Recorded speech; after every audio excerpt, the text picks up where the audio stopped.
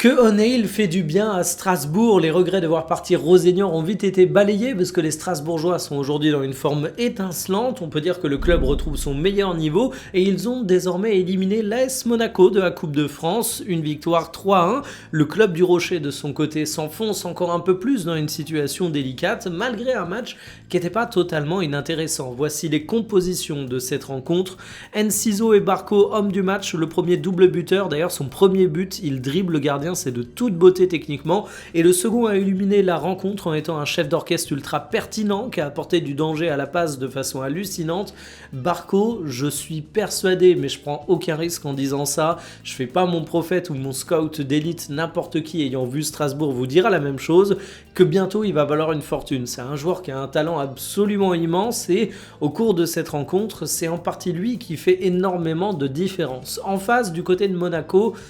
difficile de pas pointer du doigt Kerrer, c'est un joueur que j'aime bien, c'est un joueur que j'ai tendance à défendre, mais au bout d'un moment,